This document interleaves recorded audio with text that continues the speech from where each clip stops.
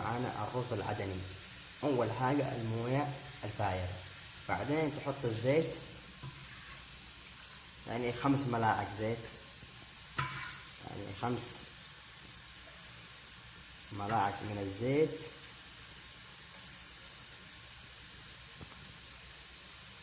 بعد ما حطينا الماء يعني مع الزيت، دحين نحط الليمون مع الغار مع القرفة مع هذا، نحطه عشان يعني يغلي، يطلع نكهة.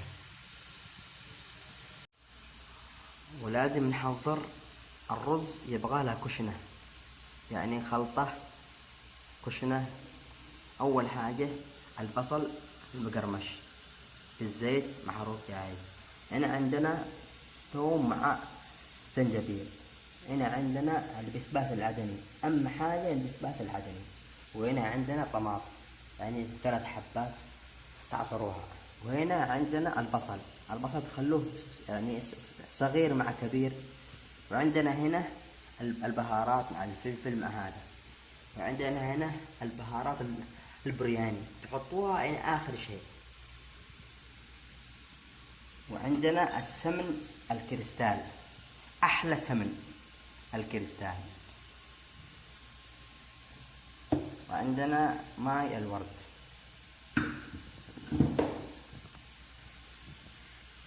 أول مرحلة نحط البصل،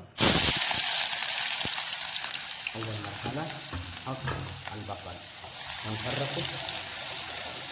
هذا الكشنة حق الرز العدني. الكشنة لازم أول حاجة نسوي الكشنة. بعد ما حطينا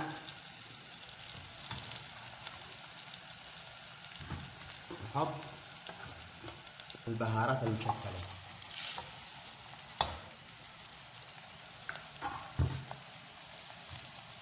ونحركها عشان يعني تطلع نكهة.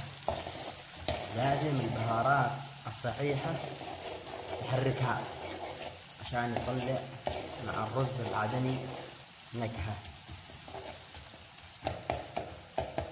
بعد ما حطينا البهارات نحط الثوم مع الزنجبيل، الثوم مع الزنجبيل المطحون، ونحرقه. بعد ما حطينا الزنجبيل مع الثوم نحط العدني، يعني شوية شوية، مو يعني ما تزودش عشان ما يطلع يعني حار.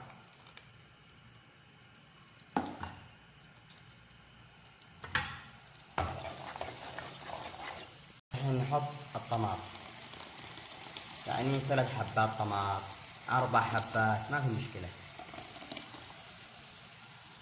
وتخليه على نار هادئة مدة 15 دقيقة، 15 دقيقة على نار هادئة، عشان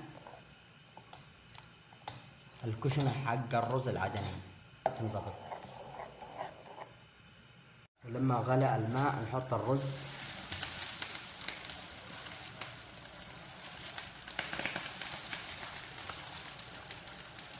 نحط الرز ونخليه على نار هادئة حتى 15 دقيقة. خلاص استوت الكشنة حق الرز العدني، حق العدني، الرز العدني. خلاص دحين استوت، نسكر عليه. صفيناه من الرز، صفوه من الموية مرة خالص. ودحين المرحلة الثانية،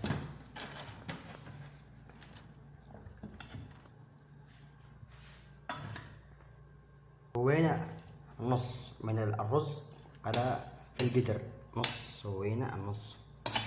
بعد ما سوينا النص ايش نسوي؟ ما سوينا الرز نسوي ايش؟ الكشنة.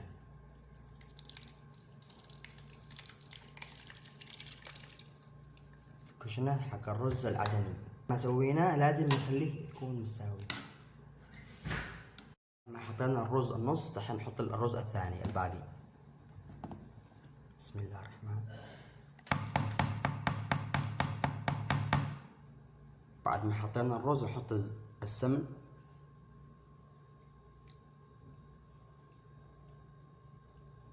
حطينا السمن نحط الزعفران مع ماء الورد.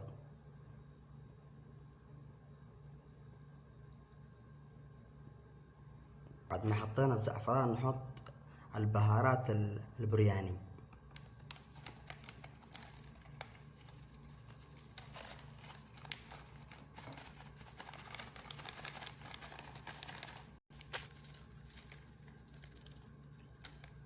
نحط البصل المحروق نحط البصل.